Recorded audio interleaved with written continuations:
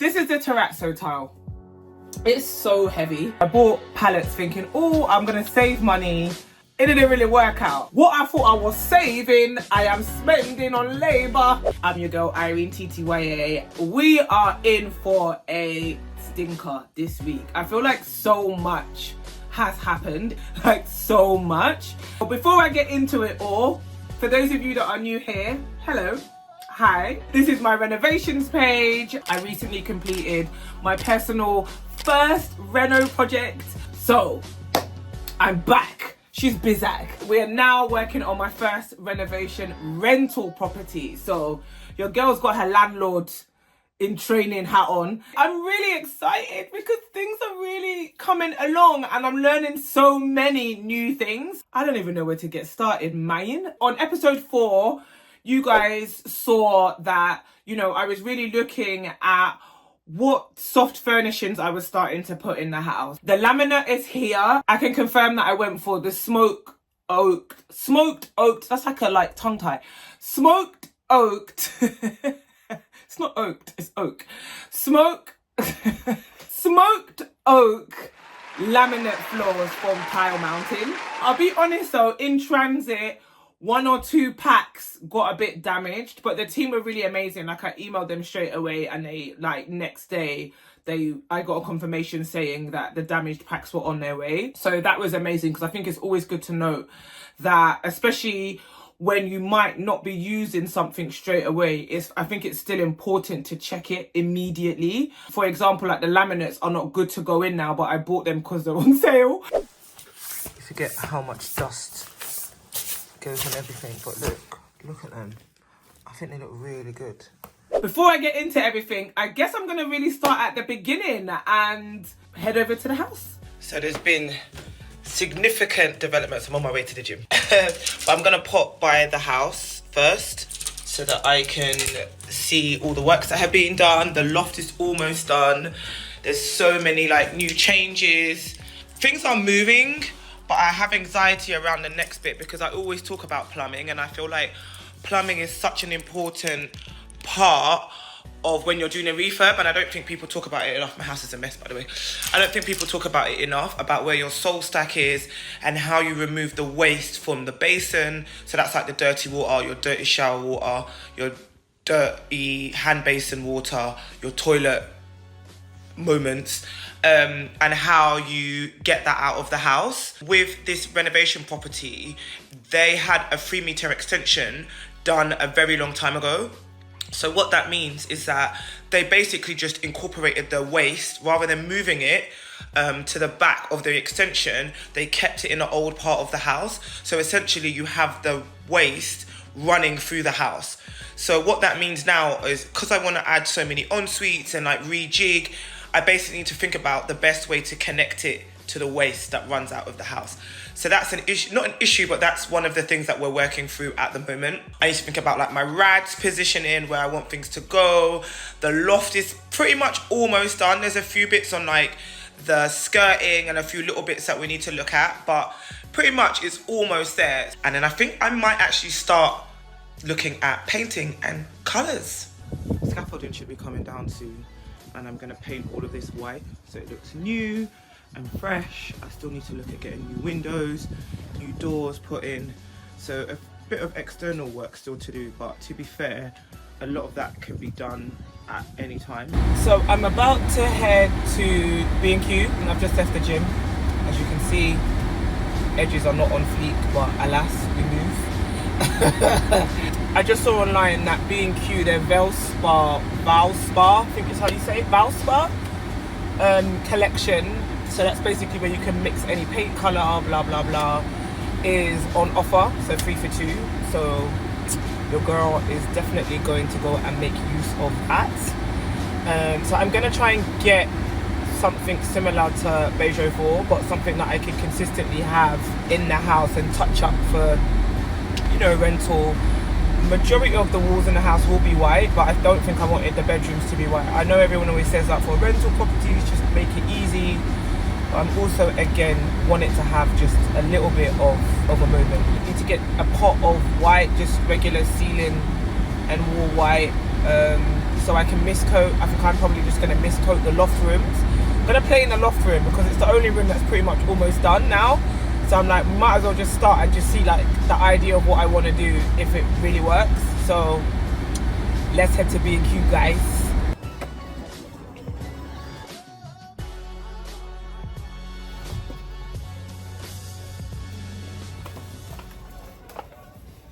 So loft update. The walls are plastered. Check. And you know what is the great thing in comparison to this project to my previous project is that I did my first project in the dead of winter. And I remember having to hire, shout out to HSS Hire. This is not an ad or a plug, but they saved me on many occasions at that time of hiring a dehumidifier to like extract all the air so that the plaster could dry, because it was just so grey and wet and miserable that the plaster wasn't dry. But the great thing is on this job is that it's not December, October, November, and it is a little bit warmer. So just by leaving the windows open, already I can see that the plaster is drying really quickly. The great thing is that it's allowed me now to think about what I'm going to do. So I'm going to be 2 steps ahead from the guys that are fixing the loft, right? Because the first fix of plumbing has gone in, and the second fix is when they come back to fit in the shower enclosure, the basin, the radiators, all of that good stuff, right? I can now start to think about what I'm going to do on the walls. So those of you who know about refurbishments or painting fresh plaster, is that you need to do something called a mist coat. And a mist coat is when you mix part water, part paint, and you give the walls almost like a primer base coat before you go in and paint them the colour that you want it to be, or do a couple of top coats on top. I am being extra vigilant because I'm learning again from my previous mistakes of when I did my first renovation, that I had to keep putting on the rads, taking off the rads, putting on the rads, taking off the rads. And so now I'm like trying to get ahead of it, of like doing the mist coat, painting it the colour that I want it to be, and then they can put the rads on. So 1 + 1 is equaling 2. Are you getting me? So trying to put everything together. But I think the loft is really a good example of me being able to trial things but before it goes into the main house downstairs. And I speak about them as 2 separate entities because I feel like the loft is trailing ahead and the rest of the house is still behind here. We're going to start getting into the remaining of the house. And I'm getting comfortable for this chat because you can see I'm getting passionate about it, yeah? So, ground floor. The old living room is going to become the current bedroom one downstairs. It's going to have an ensuite. And if I'm going to be honest with you, I was in 2 minds whether it was worth the cost of removing the chimney stack. Originally, I said no, I wasn't going to do it. And I didn't do it when it came to the loft because I believe it was going to cost me like a good couple of grand. I think I was quoted maybe like 7. And that was to remove the chimney stack all the way from the loft all the way through the house. Fortunately for me, the chimney stack doesn't go in a straight row as it usually does. My chimney stack kind of goes up to the side and then up into the loft, right? So what that allowed me to do is, rather than spending all of that money to remove the whole chimney stack, because it's not all supported from the bottom because it curves and then goes up, the actual middle section is what's holding the weight. So the great thing for me is that I could actually just remove the bottom bit of the stack because it wasn't load bearing, basically. So the bottom bit of the stack came out. Originally, I was in 2 minds because I was like, oh, it's going to cost a couple of extra day rate for the builder. But the builder was already here. I was like, well, the builder's already here, so I might as well just add on a 2 days for him to take out the chimney stack. You know what I'm saying? By taking the chimney stack out, I feel like it allows the room to be symmetrical, which is something that's, again, very anal but very important to me. And it also allows the space to just feel a bit more open and bigger, really. And again, going back to my core values of feeling luxurious, feeling functional, like, you know, I don't want it to feel like you're in a sardine tin can. It goes back to the mathematics for me of nicer space, high quality fixtures and fittings, good tenant, long bearing tenant, and everybody's happy. So that now that the chimney stack is out, I feel like the space looks so much better. Like, it's bigger. It allows us to really think about now what that ensuite looks like. And the great thing is the bedroom one on the ground floor and the loft kind of have the same layout. The 2 bedrooms on the middle floor have the same layout. Like, the room size are kind of the same. They have square en-suites, whereas the loft and the bedroom one have rectangle en-suites. So symmetrical. Are you getting me? Things are making sense. Things are adding up. Maybe the wall needs to be in line with this to allow for the shower, handrail, sink, toilet. But what do you do with this little? How come? Even if you open this up and this is how narrow it is, you could have shelves there. We build it out flush with this. So your timber, we're gonna have our timbers. Huh? So yeah, I'm really happy with it now, and I think the builders are doing a really good job. It's just that now, as I'm looking around and as the dust is collecting, I'm starting to see how far along the loft has moved, and I'm just really now going to spend the next couple of weeks on, you know, making sure that the downstairs and the rest of the house is coming up to speed. So the poo-poo pipe. The poo-poo pipe is a work in progress. I first touched upon it in the last episode, guys. If you haven't seen it, please go back. But the poo-poo pipe essentially runs through the house, the sole stack, and it was going to cost about 10 grand to move it to the back of the extension. So I'm going to keep it where it is, but I'm going to insulate it. We're going to change it, modernize it. So to completely take out the cast iron broken pipe that was in there, put a fresh new sole stack, put fresh new pipe work in, put a new load bearing steel beam so that we can really open out the space. So downstairs is taking a bit of a hit, and I keep walking in here thinking, oh my God, like, it's like a new build upstairs in the loft and an old build downstairs. So when I'm looking at the comparison, I'm like, whoa, funke, there's a lot of work still to be done here. Loads of the floorboards have been lifted throughout downstairs because a lot of the waste pipes from the loft and upstairs are going to all centralize into this one poo-poo pipe. The floorboards are out, and the great thing about this house is there's quite a big void on the ground floor, like where the water comes into the house and etc. So there's space. It's not like I've got to dig, because if I had to dig, God, the price of this job would just be increasing. I feel like it's like crystal maze in here at the moment. In connecting all of this pipe work, it made me have to really think about where the showers and the basins and how they were all going to connect in every single ensuite, and how even the toilet waste was going to connect to that, and how they were all going to run into that centralized poo-poo pipe. Many things that you have to think about, which I kind of learned from when I did my property, but I think because I've got so many en-suites in this one, it really matters where you're positioning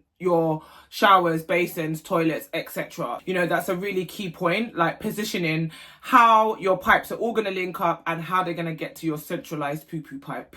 So just something to bear in mind when you're thinking about your placements or when you're designing your bathroom outlet. Like I said, progress, things are happening, crazy things are happening, crazy things are happening.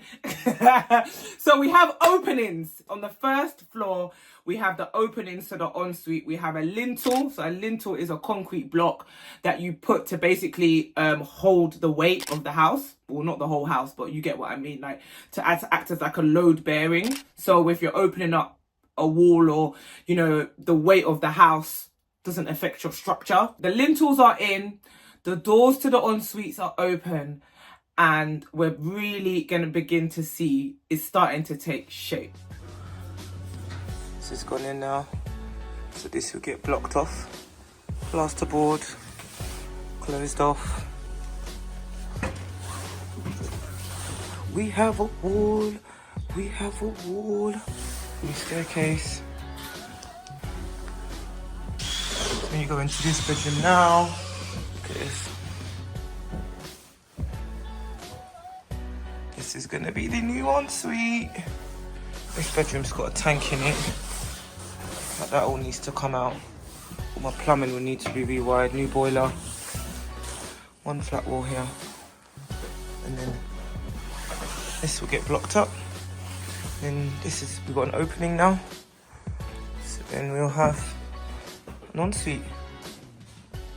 So one thing I really wanted to speak about also was about terrazzo tiles. I had mentioned it in a previous episode. We found them on Facebook Marketplace for really, really cheap. So I bought pallets thinking, oh, I'm going to save money. It didn't really work out. This is the terrazzo tile. It's so heavy, but look how thick they are, right? So when I've been having tradesmen like come round to like quote me for the bathrooms, because I was going to put this on the I was going to do this on the kitchen floor and in the bathroom floors, like proper good quality stone, yeah? So I was like, oh, do you know what?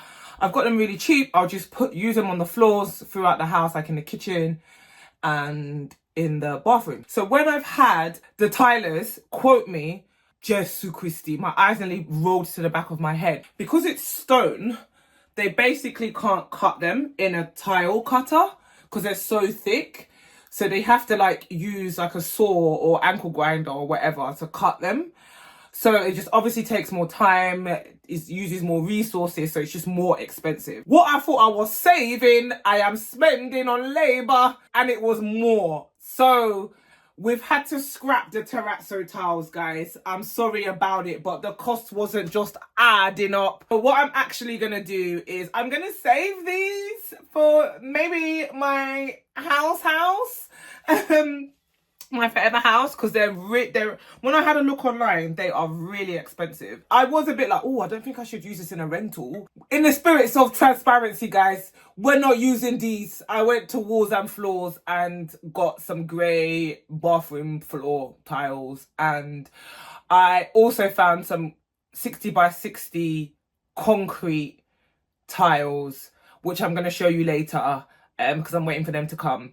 That's my tile saga. As I was saying, it's been a busy week. I think my focus now is to really get into gear with the downstairs and like making sure that I'm on schedule. We're 5 episodes in, guys. We're halfway through and I'm still feeling like we're not halfway through the works. So I'm hoping that I can really kick into gear now and start to get downstairs with the middle 2 floors, which is the ground floor and the first floor, up to the standard of the loft. And it's great because it's almost like the loft is a show home, but I'm feeling a bit of anxiety, I can't lie, because I feel like there's so much to do. Originally, you know, dealing with the poo-poo pipe and all the ways I was going to connect all those new pipings. 1, wasn't in budget, but 2, we didn't really know what we were dealing with until we started opening all the walls. So for those of you who might not know, before you buy a house, you get a surveyor to come and they just go through, make sure that there's no major cracks, like the house that you're buying basically isn't about to crumble down tomorrow, right? But they can only give advice based on what they can see. I'm not gonna lie, I do feel like building surveys, and especially when you're paying for a full survey, which is in the range of about £750 upwards, right? I think the one for this house cost about 900 quid. They don't drill for the walls. They don't, like, you know, they're not lifting up the floorboards. They're not really seeing what's really going on in there. You don't actually really understand the extent of the works that are really and truly needed until you start to open the walls, until you start to open floorboards, until you start to really peel things back. That's why it's so essential to have a bit of a contingency when you're doing your budget, because you just don't know what lurgies are going to be there lurking in the background. I feel really blessed that I haven't been hit with anything that's like foundations are finished or anything like that. I think the waste pipe is annoying, but ultimately the cast iron waste pipe, soul stack, same thing, is really outdated. So for me, you know, it's better that I was able to uncover it, change it while it was all open, because it would have been more costly for me if it was damaged or all of a sudden I started having poo-poo smells through the house and I'd had to open walls, lift up floorboards when after I've laid all my nice new laminate. As much as it is annoying and wasn't factored in from the beginning, I am grateful that it's revealed itself at a time where it's not going to be so costly to fix. I think that's just something that I wanted to speak about, and like, again, we're about sharing and lessons that we're learning along the way. So these are some of my lessons, guys. But on that note, I'll see you on the next episode, because your girl needs to be moving along with the downstairs to be matching the upstairs. It's not making sense. So guys, please, if you're not already, hit the subscribe button, hit the notification button, give your girl a signal. This is Casattya, the rental renovations series. Your girl's gonna be a landlord, guys. See you on the next one.